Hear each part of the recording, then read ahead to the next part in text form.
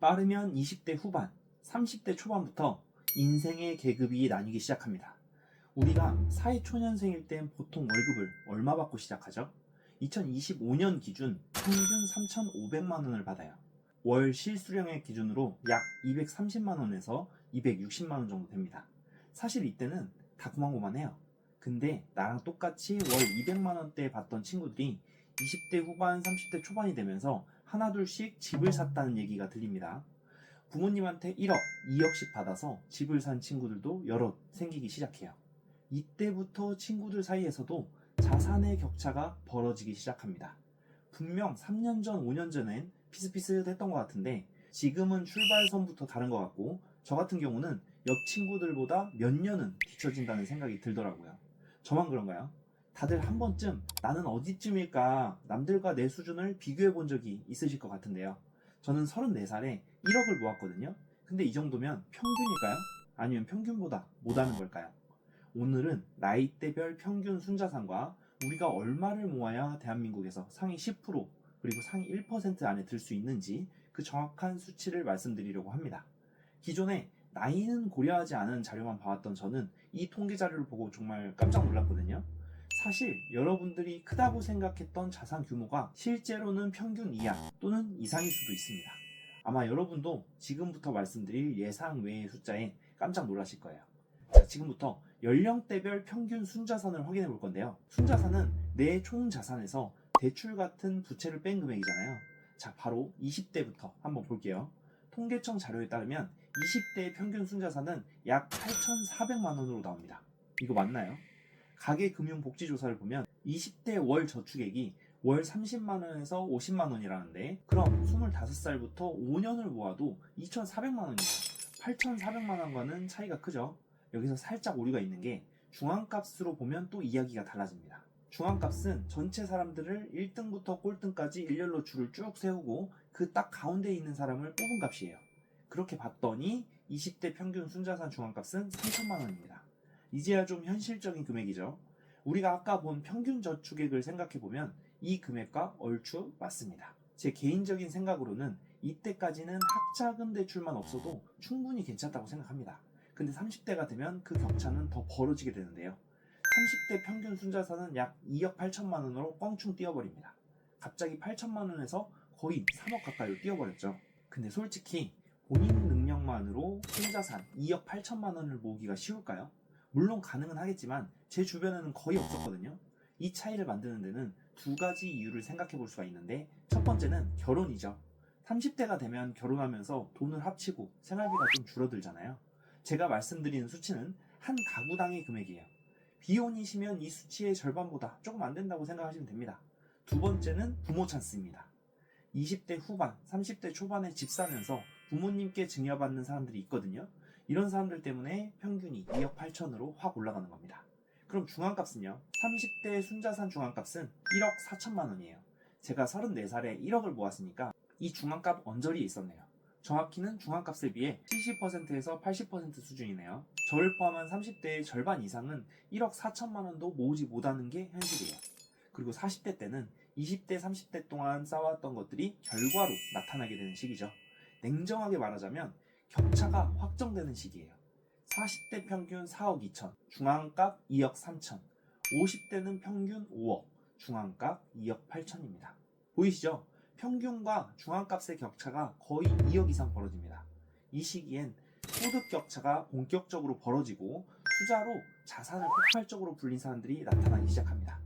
근데 더 큰 문제는 50대 중앙값이 2억 8천인데 2025년 KB국민은행 은퇴 설계 모델을 보면 52세 여성이 은퇴 후 88세까지 생활하려면 약 9억 원이 필요하다고 합니다.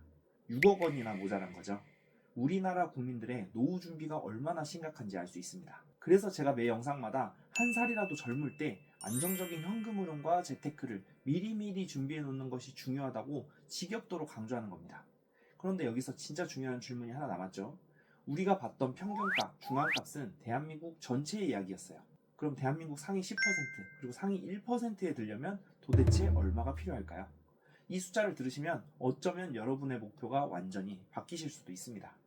예전에 회사 워크숍에서 한 강사분이 맨 앞에 앉아있는 분에게 목표 자산이 얼마냐고 물었는데 그분이 10억이요 라고 하시는 거예요. 근데 주변 사람들은 키득키득 웃으시더라고요. 다들 허무맹랑한 소리라며 10억을 어떻게 모아 라고 생각하는 분위기였어요. 근데 그 10억, 대한민국에서는 얼마나 큰 돈일까요? 이제 웬만한 사람들은 다 아는 내용이죠. 대한민국에서 상위 10% 안에 들려면 순자산 10억 이상이 필요합니다. 그리고 상위 1%에 들려면 30억 이상이 필요해요. 생각보다 많을 수도 적을 수도 있죠. 근데 중요한 건 이 10억, 30억 모은 사람들의 대부분이 50대라는 겁니다. 만약 40대 이전에 이 구간에 진입한다면 진짜 성공했다고 말할 수 있고요. 30대에 이 구간에 들어간다? 완전 어나더 레벨인 거죠. 그럼 그들은 어떻게 그렇게 돈을 모을 수 있었을까요? 답은 사실 간단합니다. 평범한 사람들보다 더 벌면 되는 거잖아요. 바로 파이프라인을 직장 생활만 가지고 있지 않다는 겁니다. 20대, 30대부터 계속해서 월 10만원, 20만원이라도 여러 파이프라인을 구축하며 자산을 축적합니다. 실제로 미국의 상위 1%는 평균 7개의 수입 파이프라인을 가지고 있다고 해요. 하나의 파이프라인에 타격이 와도 계속해서 안정적인 현금 흐름을 유지할 수 있게 만드는 거죠. 특히 30, 40대는 인생에서 가장 돈을 많이 벌 수 있는 시작점이란 말이에요. 체력도 있고 경험도 쌓였고 아직 시간도 충분하죠. 이때가 바로 자산을 폭발적으로 늘릴 수 있는 골든타임입니다. 우리가 흔히 말하는 나이는 숫자에 불과하다라는 말에 꼭 등장하는 사람들이 있죠. 65세에 KFC를 창업한 커넬 샌더스, 52세에 스타벅스를 시작한 하워드 슐츠. 사실 많은 사람들이 KFC 창업자를 단순히 65세의 창업에 성공한 사람으로 알고 있지만 그 속을 들여다보면 전혀 다른 이야기가 숨어 있습니다. 커넬 샌더스는 10대부터 증기선 조종사, 소방관, 농부, 변호사, 타이어 판매원, 주유소 운영자 등 30개가 넘는 직업을 전전하며 내공을 쌓아왔어요. 결국 40대부터는 주유소 한편의 작은 식당에서 프라이드 치킨을 팔았고 KFC 비밀 양념 레시피는 완성하는데 무려 10년이나 걸렸다고 합니다. KFC는 60대에 갑자기 떠오른 아이디어가 아닌 40대, 50대에 걸쳐 축적된 경험의 산물인 것입니다. 우리는 보통 돈에 대해서 이야기할 때 돈의 복리만 생각합니다. 하지만 이 골든타임을 지나는 동안 경험과 스킬의 복리도 함께 쌓입니다. 이 골든타임이 무서운 진짜 이유는 바로 돈이 아니라 경험과 스킬의 복리 때문이라는 얘기죠.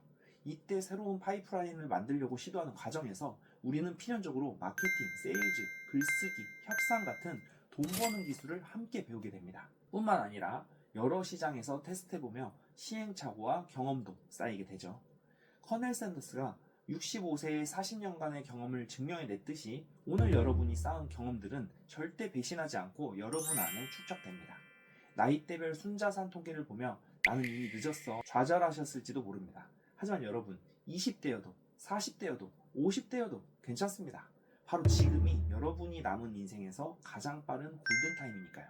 오늘 새롭게 도전해보았던 작은 행동들 하나하나가 복리처럼 쌓여 10년 뒤, 20년 뒤 여러분이 상위 10%, 상위 1%로 나아갈 때 강력한 무기가 될 것입니다. 과거에 노예 계급이 장작도 패고 짐도 나르고 잔심부름도 하고 했었죠. 물론 마님의 갈굼도 당하고요. 지금은 그렇게 계급을 부르지는 않고 장작이 아닌 보일러를 설치하지만 그 일을 하는 사람들은 여전히 존재하잖아요. 물론 저는 계급으로 치자면 최하층민으로 태어났습니다. 거짓말 하나 안 보태고 삼시세끼 먹고 살기도 힘든 집에서 태어났거든요. 제가 40대 초반인데 일반 가정집에서, 그것도 초가집에서 태어났습니다.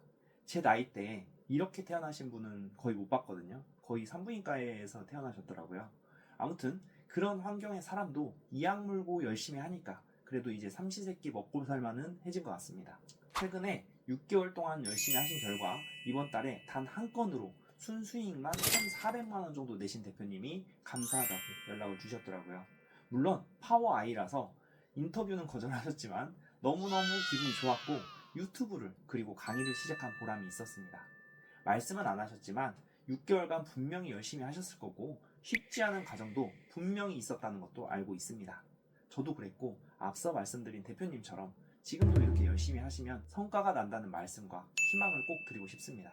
올림픽 금메달리스트 심건호 선수님의 말처럼 내가 선을 긋는 순간 나의 한계가 결정된다 라고 저도 생각합니다. 내가 노예가 되기로 결정하면 실제 노예가 될 것입니다.